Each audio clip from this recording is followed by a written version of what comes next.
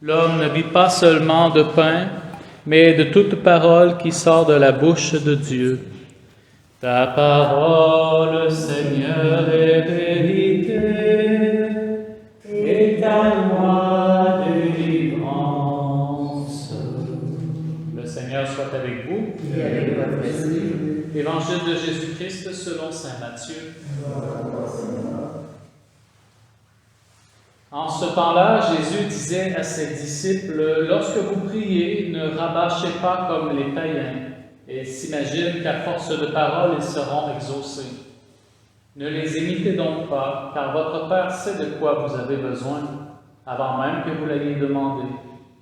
Vous donc priez ainsi, « Notre Père qui es aux cieux, que ton nom soit sanctifié, que ton règne vienne, que ta volonté soit faite sur la terre comme au ciel. Donne-nous aujourd'hui notre pain de ce jour. Remets-nous nos dettes, comme nous-mêmes nous remettons leurs dettes à nos débiteurs.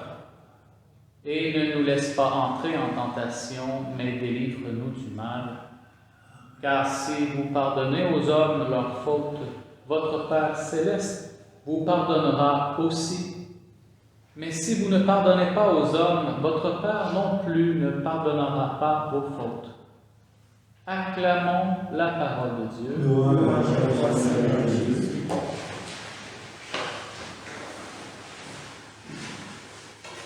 On dit que notre religion est une religion qui nous laisse profondément libres.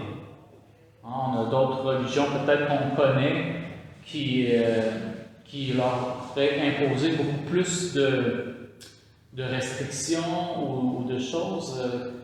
Mais il n'en demeure pas moins que notre religion chrétienne, elle est fort exigeante.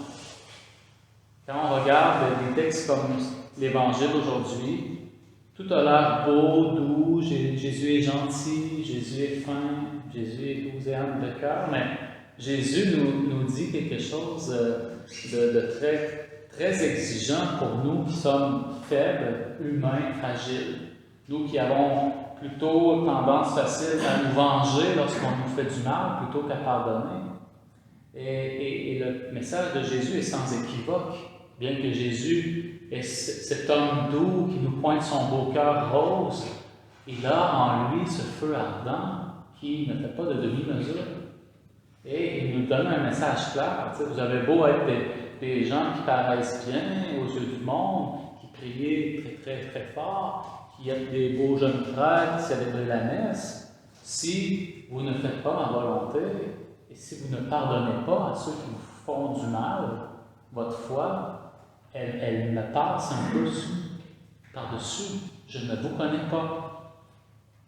Alors, c'est pour ça qu'on prie, c'est pour ça qu'on est des croyants, des catholiques, c'est pour ça qu'on pratique, pour avoir la force d'âme nécessaire au moment où l'épreuve arrive, pour qu'on ait la force de pardonner.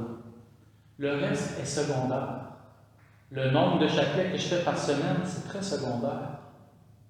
Le jeûne que je m'impose, toutes mes privations doivent m'emmener à avoir la force d'esprit pour pardonner, pour aimer, à l'image de Jésus, à l'exemple de Jésus. Parce que si je ne fais pas ça, ma foi, elle est vide, comme dit Saint Jacques. Ou Saint Paul le disait aussi, j'aurais beau avoir la foi, transporter les montagnes, si je n'ai pas la charité, s'il me manque l'amour, ça ne me sert à rien. Je suis comme quelqu'un qui sort en spectacle, qui est comme une cymbale qui résonne, et puis finalement on oublie. Ou encore, je ressemble à cet homme ou à cette femme qui se regarde dans le miroir le matin, puis aussitôt qu'il s'en va, oublie de quoi il avait l'air. Donc c'est pour dire qu'on peut faire plein de bonnes choses, en apparence comme pratiquant, mais si mon cœur n'y est pas, à quoi cela sert-il? Et Jésus nous dit, nous renvoie, c'est ça, à cet évangile dans Saint Matthieu où, moi ce qui m'a accroché particulièrement ce matin, c'est lorsqu'il nous dit, quand vous priez, ne rabâchez pas comme les païens, c'est pas à force de prier beaucoup de paroles, mais lorsque vous priez, dites « Notre Père ». C'est-à-dire, reconnaissez que Dieu est vraiment votre Père. Il n'est pas ce Dieu quelque part des nuages, il n'est pas cette espèce d'énergie un peu ésotérique.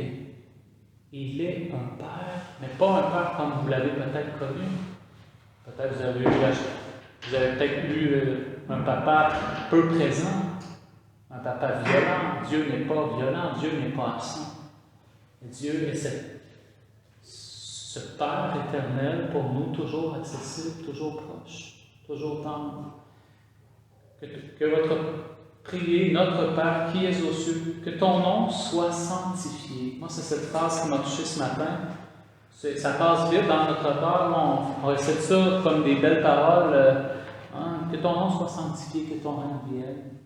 Mais comment sanctifier? Comment est-ce que dans ma vie, je sanctifie le nom de Jésus, de Dieu? Et c'est là que je rejoins la phrase du début. Notre foi, elle est jolie, simple, mais elle est très exigeante. Que ton nom dans ma vie soit sanctifié, ça veut dire je ne peux pas parler de toi n'importe comment. Je ne peux pas parler à mon prochain que je reconnais comme ta présence aussi, n'importe comment. Je ne peux pas faire n'importe quoi en ton nom. Si je veux que ton nom dans ma vie soit rendu saint, il y a beaucoup de choses que je dois réfléchir à mettre de côté. Et il y a d'autres choses que je dois essayer de mettre dans ma vie pour permettre que ton nom dans ma vie soit rendu saint, soit sanctifié, soit honoré. Alors c'est la volonté de Jésus quand il apprend à ses disciples à prier. Il voit bien qu'il y en a dans ses disciples qui sont sûrement très, très, très bien intentionnés, qui peuvent passer des nuits blanches à genoux, à prier. Jésus voit ça et il se dit, est-ce que leur démarche leur sert vraiment au niveau du cœur à pardonner? Et pour lui, ça c'est le plus important de tout. Et il va les interpeller, c'est ses amis. Il dit, écoutez les amis, vous avez beau passer beaucoup de temps à prier, si vous n'arrivez pas à pardonner, il vous manque l'essentiel. C'est comme quelqu'un qui voudrait partir en bateau, qui ne sait pas nager, qui oublie sa ceinture de sécurité.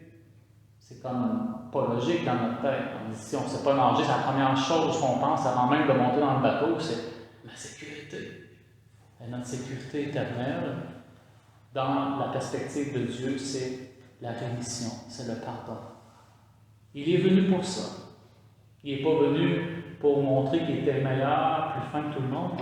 Il a été crucifié pour nous pardonner nos péchés. Alors, si le maître que nous estimons, si le maître que nous honorons, si le maître que nous voulons suivre a accepté d'aller jusqu'à la croix pour nous pardonner, qui sommes-nous pour refuser le pardon à ceux qui nous font du mal? C'est pour ça que je dis, et je le répète, notre foi n'est pas une foi à l'eau de rose. C'est une foi exigeante. On a l'air parfois des gens gentils,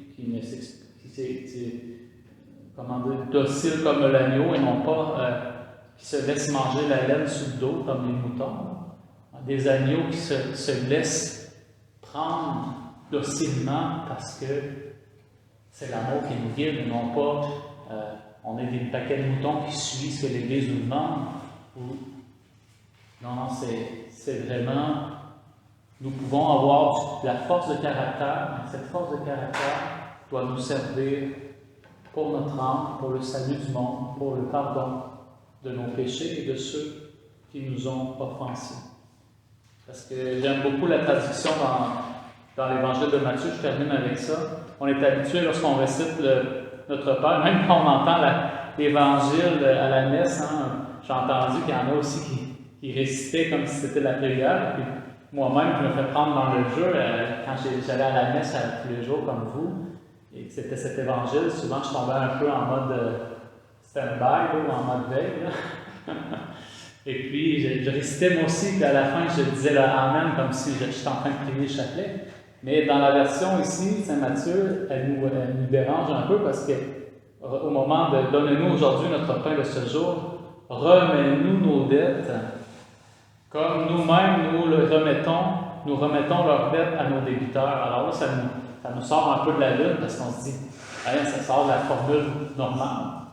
Mais ça nous rappelle justement, remets-nous nos dettes comme nous-mêmes nous les remettons à ceux qui nous devaient. C'est-à-dire, Seigneur, on te demande pardon, mais aussi on est conscient qu'on doit à notre tour pardonner aussi. Si mon frère, ma soeur m'a causé du tort, demandons cette force d'âme au Seigneur, cette force du pardon. Amen.